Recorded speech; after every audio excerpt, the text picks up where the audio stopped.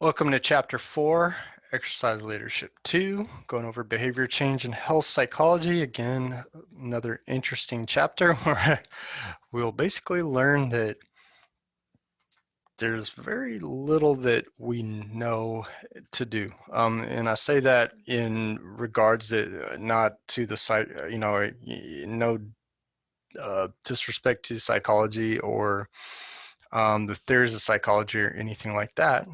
While I'm waiting on this thing to load up the full screen. I'm saying that in regards to how the theories are applied. And again, great theories out there, great psychological minds have come up with some great theories.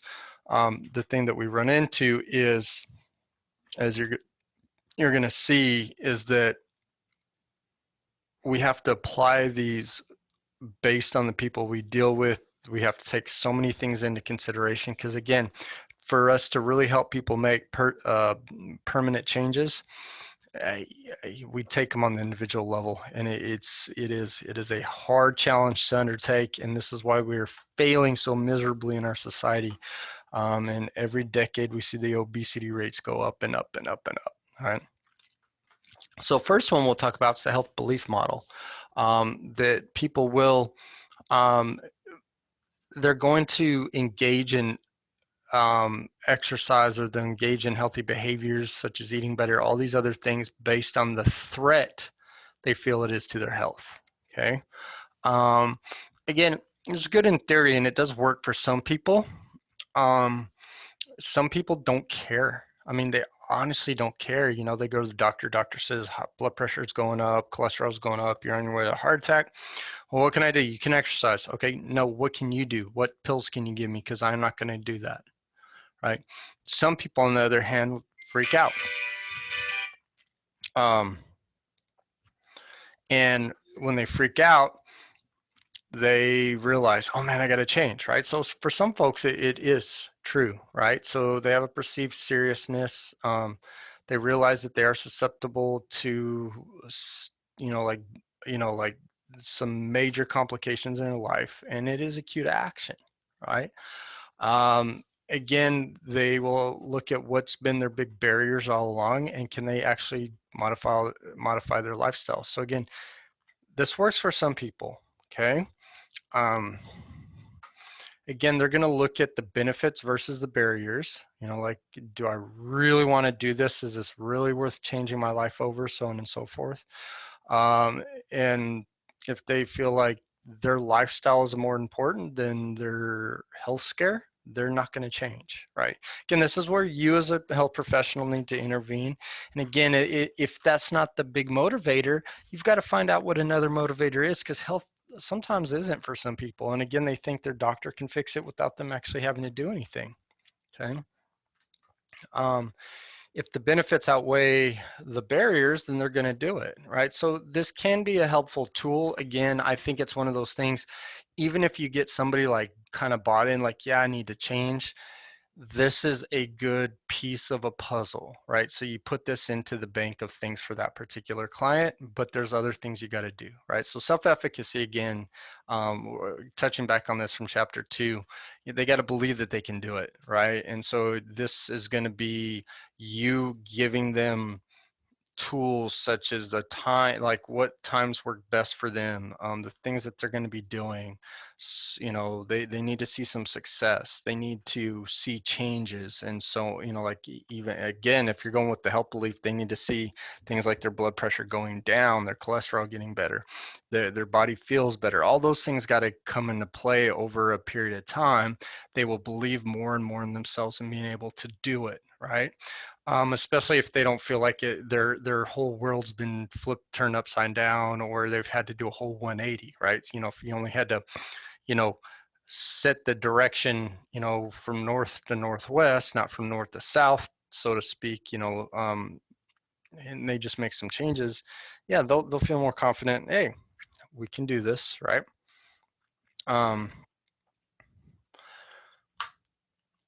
So things that are part of self-efficacy: past performance and experience.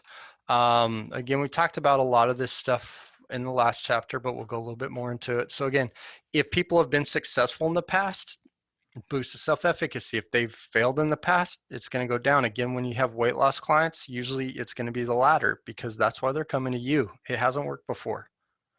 Okay. Vicarious experiences, right? They've seen other people do it. They think they can do it because these people are like them, right? They see somebody that was like about their weight, their age and stuff, and now they're healthy. It helps, right? So if they can do it, why can't I do it? Verbal persuasion, again, they're going to look for this from people in their lives, and they're going to look for this from you. You know, you got to tell them, like, look, you can do this. You know, it's kind of funny because we all want to be unique. But again, when it comes to weight loss, it's really important to remind people that they're not different. And why I say that is because some people think there's something wrong with them. Their body doesn't work the same as everybody else. This is a good time for the vicarious and verbal to remind them, you're just like that person that saw success. You're where they were 2 years ago, right? And you're not special. Your body works the same. Now, psychologically, you are special. Everybody's different. We all view the world differently. We all think differently. That's all, yeah. But physiologically, you're not special. Your body works in the same manner, right? So we just got to get them to understand that there's nothing wrong with you. There's nothing specially wrong with you. You will, if we can get you to build a program and we can get you to be consistent, you will see success, right?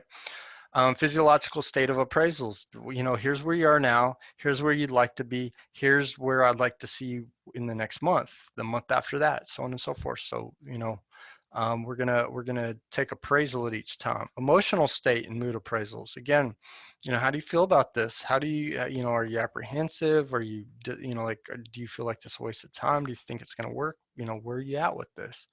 And then have them imagine the experiences they're going to go through and debunk any of the things that create barriers, like, oh, I don't know, this is going to be hard. No, it's not going to be that hard.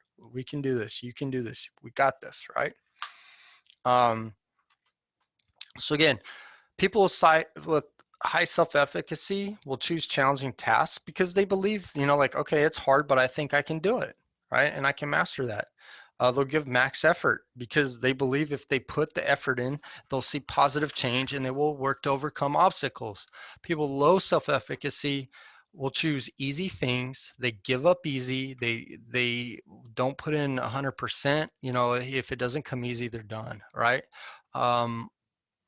They just think it's too hard. They're not going to make it. So we have to help change their self-efficacy, right? Trans-theoretical model.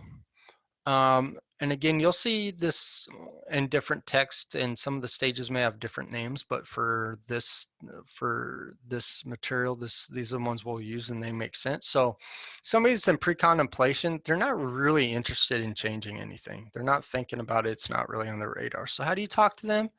You tell them why they need to. You know, this is an information system on the benefits of changing. Contemplation, they're thinking about it, but they're not really doing anything to change, right? So they're like, yeah, I know I probably should. I've heard, you know. So you're gonna play on that. You're gonna talk to them and like, yeah, you should. You know, like, yeah, what they told you is true. You know, man, this would be so great for you, and you know, we just got to get you going, right? Preparation, this tends to be where people, if you're a personal trainer, they're going to come see you. The first two folks are folks you just may run into or somebody drags them in to see you type of thing. Um, these are folks that they're really thinking about doing it. They've maybe done it in the past and they're going to try it again. You know, it's New Year's and they're going to try their resolution again type folks. Yeah, I mean, you just got to get them like, look, we can get you doing this and we can have you doing it all the time, right? We're like, you know, you and I can come up with a plan and we're going to take action. They're ready to go. We just got to create the plan, start the plan, get them to stick to the plan.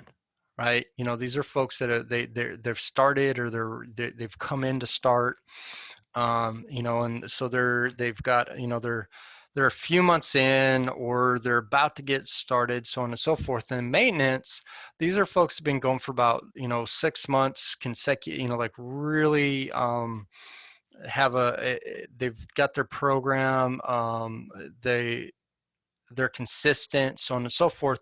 Again, we got to just keep them going, keep them going, keep them going, right? And then eventually, there's a stage, we call it termination.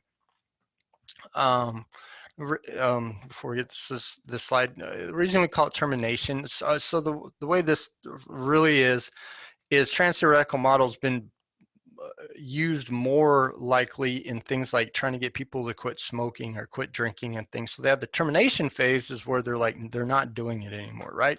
We look at the termination phase as they've terminated that relapse of quitting, right? So that's gone. They've bought in. Their behavior change is set.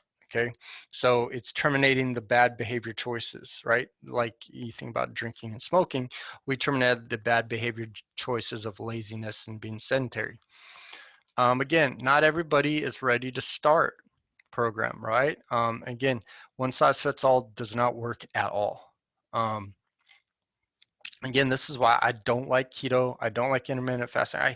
Now they're fine tools in an extent that, again, people don't need to go keto because you don't have to get into ketosis. That's a stupid idea. But if somebody wants to lower their carb intake, I'm all for it. You know, if that seems to be a diet that somebody like, you know, they're like, yeah, I could get away with eating less carbs and I'm going to be fine. Okay, fine. You know, that's something you can keep up the rest of your life. Yeah. Fine, let's look at that route. I think intermittent fasting would be good for me. You know, I can go long periods without eating, and I think that would help me decrease the amount of food I eat. Okay, go for it. I think I need to do a low-fat diet. You know, I have way too much fat in my diet. I think if I cut some of that out, it's not going to bug me too much. Okay, like I said, no one size fits all, and it's okay that we have like some of those game plans out there, but even within those game plans, they need to be tailored for that person. So, like I said, I don't like keto because keto has certain rules. Now, if you want to lower your carbohydrate intake based on you and your situation, fine. If you want to lower your fat intake, fine. If you want to lower a little bit of both, fine. If you want to eat 6 meals a day and that helps you not eat as much, fine. If you want to eat, you know, like like more on Monday, kind of take Tuesday off more and do this intermittent fasting, however you want to do one of those, that's all fine as long as it works for you and you don't feel like it's getting too hard to do over time. And again, if it does, that doesn't mean we just quit. That means we change the approach. Okay. And so that's the issue we run into, the one size fits all, and these folks that get so, oh man, you know, like especially it's almost becomes religion when it comes to the nutrition. Like, man, you have to do keto. I've been doing keto for 3 months and I've seen all these changes. But where are you 3 years down the road from there? Right. And that's the problem is if you're doing keto, it is a one size fits all. And for 90% of the people that do it, they don't stay on it. And when you do the keto, sometimes your body won't let you stay on it. You know, again, if you're not getting enough carbs, there can be some issues with that too. So understand when I say that, people think like I hate, you know, like low carb diets. I don't like keto, and I don't like the name of it because you have to stick under this certain regimen. But I think it's fine to lower your carbs. You just don't need to be playing in the realm of ketosis, so to speak. There's some issues that can come about from it. And again, I had an argument with somebody over the internet once. She's like, well, of course you don't do it for long periods of time. You cycle on and cycle off. Well, then when you're cycling off, she gains weight. And I'm like, that's not healthy either. You shouldn't be going up and down and up and down, right? And so again, if you're doing that, stop. Consistency is what your body needs. Okay. Again, personal trainers need to identify where people are because that tells you how to talk to them. You know, if they've already they're bought in, they want to just get going, they're excited to go, or they're apprehensive, you have to meet them where they're at. And that's why the stages of change is important to understand. And again, you don't, I always tell people it's good to read that and understand it and get kind of a basis, but you don't necessarily have to identify where somebody is either, because you'll get intuitive and like you have a conversation, you're like, you don't go, oh, they're in pre-contemplation. Oh, they're in the maintenance. They just need a little bit of this. Oh, they're in contemplation. It's the conversation sort of steers itself. They're like, yeah, I've never really thought about exercise. And you're like, oh, tell me, like, I mean, you've heard other people talking about it. Yeah. Okay. Well, what are your thoughts on it? Good and bad. Do you have any thoughts on it? Why have you never thought about doing it? Right. I'm not thinking pre-contemplation, even that's where they are. I'm just going with the conversation. Okay. And you just address what's going on with them where they're at. Okay. Again, getting back to self-efficacy, they got to believe, right? High self-efficacy, they believe they can do it. They're more likely to do it, so on and so forth, right? Contemplators have low self-efficacy. That's not always true. Sometimes they just don't have any interest. Again, that's making a large jump. Again, if you survey a lot of people, you might find that they have low self-efficacy, but not all. Okay, so saying that they are or that they have, again, an all or nothing approach never really works, especially when it comes to psychology. So understand that, right? And again, you'll know whether they think they can or think they can't, or they just don't care based on talking to them. Again, past performance is probably, this part is true. It is if you've tried something in the past and you're good at it, or you tried something similar and you're good at it, you sort of come in with the level of cockiness, like, I got this, bro. If you've tried something in the past and you fell flat on your face, yeah, you're not going to come in with the high self-efficacy. So again, we've got to get those that are low to high, right? And again, we're on the trans-theoretical model now. Stages of change. So see if there's anything else. Yeah, those with no exercise experience, they don't always have low self-efficacy. Some of them just, they feel they could do it if somebody just shows them how to. So again, it's sort of, it's not an all or nothing with that. But sometimes just teaching them how to do it, maybe just gives them the knowledge how, doesn't necessarily change. Some of them believe, they're like, well, somebody just show me how to do that stuff. I got this, I can do it, right? I'm going backwards. All right. So again, this is a decisional balance worksheet. Again, if you have people that like to write and they like to list things out and do stuff and make decisions that way, use it. If somebody's like, oh, I don't really want to do this, don't make them do it. It's not going to help. Okay. Again, don't do the one size fits all. Even though this book says don't do one size fits all, sometimes they try to make you do one size fits all. Who knows? All right. Relapse can occur at any place. Although I guess it doesn't really occur in pre-contemplation because they're not doing anything, in contemplation because they're not doing anything. So yeah.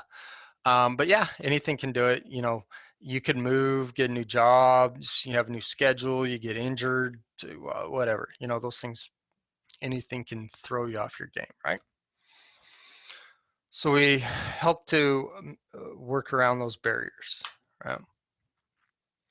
So we talked about pre-contemplation, contemplation, preparation, action, maintenance. Again, you can go through all those more in depth. It's really, there's a lot of things that sort of, they use some timelines with this in other books that when you guys have some of the other classes with us, we'll go through as well. Especially when it comes to the action and maintenance. So maintenance, like action, in some books it says 0 to 3 months. Some say 0 to 6. I like that better because I don't think people quite have their routine down until they're 6 months in. And then 6 months to a year is the maintenance, or 6 months on some of them will say, like after 6 months they got it. I honestly don't think until somebody goes through a full calendar year, I say that they've got it. And again, that's why I like when they have the termination phase, because I say after a year, you know, like it's more likely they've built their habit. And the reason I say that is every month has its own issues, right? So just because you're 6 months in, if you haven't gone through the holiday season yet, oh wait, right? You know, if you haven't been through like taking time off for Thanksgiving or taking time off, you know, so you get extra time off during Christmas, or, you know, you haven't been through the summer months and maybe you guys vacation a lot and all that, you don't know yet. You don't know if you've got your schedule locked in, right? So again, I feel like when we look at those things, you really, you know, don't feel somebody's locked and loaded till you get them through a full calendar year and they figured out how to navigate each month. They've created, okay, well, during January, this is, you know, don't have a lot going on. I don't really, you know, they don't go on vacation. They don't have a whole lot of holidays, or like February or something like that. You know, March, spring break comes around. Sometimes they figure out like, okay, well, I take that week off and I go do vacation, but I'm good the other 3 weeks. April's not maybe necessarily an issue. May, depending, like maybe their parents and the kids get out of school around May or June, that causes some new scheduling things that they do through the summer. Plus they take a few vacations through the summer, so they navigate that. School starts back up in August. You know, November, you know, you got Thanksgiving holidays, Christmas holidays in December, so on and so forth. So that's why I say that. All the months have the different ups and downs, more barriers, less barriers, things like that, right? So again, understanding these theories is one thing, putting them into practice. Don't be so rigid putting them into practice. Just take bits and pieces, help it guide you, you know, sense, but more importantly, listening to your client, responding to your client, working with your client is going to be a better guide than it really, you know, like focusing back on this. And the thing is with education is the more you get educated on the theory side and you understand it, you'll do these things without having to think about like, where is this person? It just becomes second nature. And that's why it's really important to study and understand this stuff. Put yourself in situations of people talking in those thought processes, but then don't rely on being like, okay, I got to use the TTM model, I got to use the health belief model, I got to no, right? It just make it second nature. It's like walking. You don't think about left foot, left foot, right foot. You just go, right? And that's where you want to be with these things. All right, that's it for this. Hope that helped. That's it. See you guys in chapter 5.